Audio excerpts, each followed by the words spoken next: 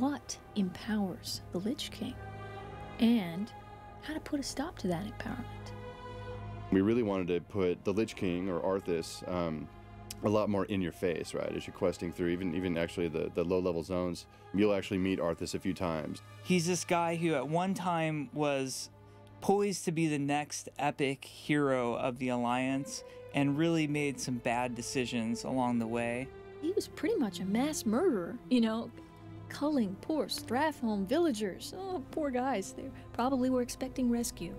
Not so much. He has so much baggage with him, and he's such a bad guy at the end of the day. You know, he killed his father in that dramatic Warcraft 3 cinematic. It's just fun to work with a character that so many people have such a strong emotional response to right away.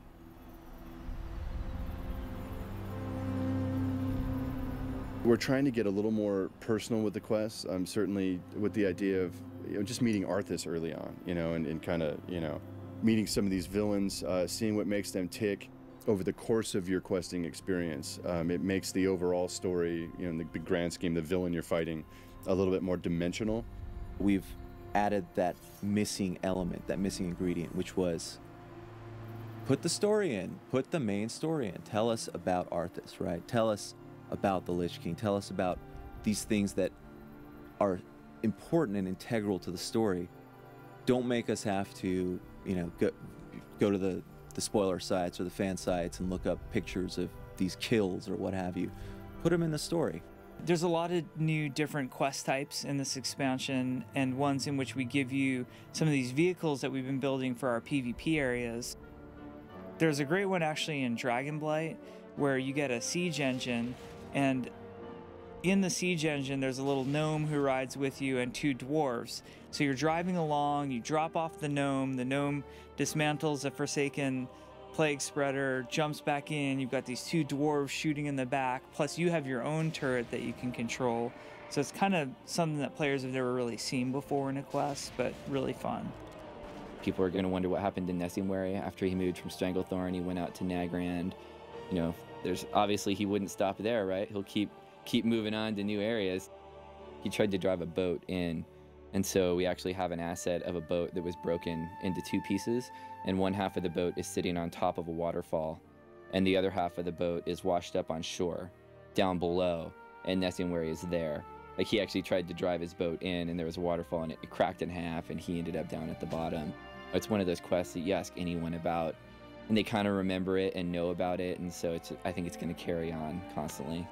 And then we'll have gnomish piggyback rides where we'll have these two gnomes, and then you can get on the back of one and your buddy can get on the back of the other, and we disarm you, and then it's just pure fist fighting. I gotta get that idea by Metzen, but maybe the first patch. So the achievement system is something that we're developing to give players sort of just a ability to kind of score themselves. How much have you accomplished in the World of Warcraft, and how do you put a number that, corresponds to that accomplishment? We plan to have achievements that are PvP based, achievements that are solo based, group based, really achievements for all different parts of the game. Because we really want it to be more about kind of like a pride thing, just sort of a way to show off, look at all the different things I've done in this game.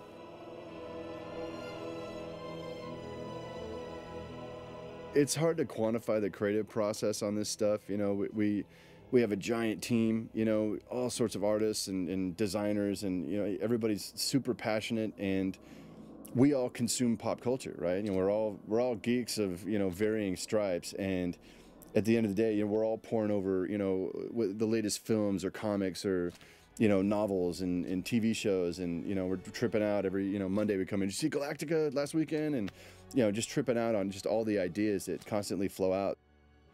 We tried to create something that was much more stylized as compared to photorealistic. That's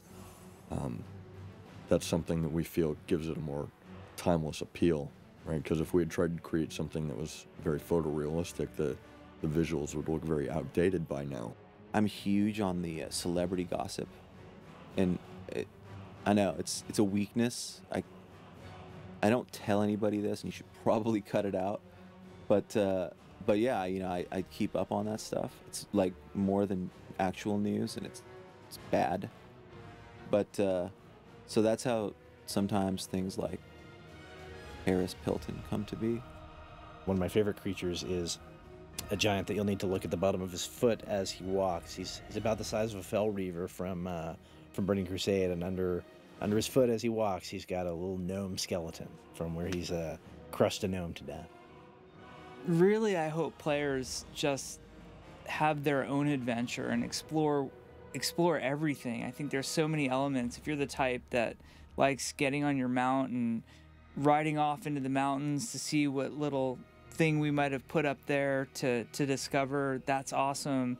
Or go up to Dalaran and check out each little nook and cranny of the city and see why we put things where and see what surprises there might be in all the little areas. So I just hope players have a good time taking it all in.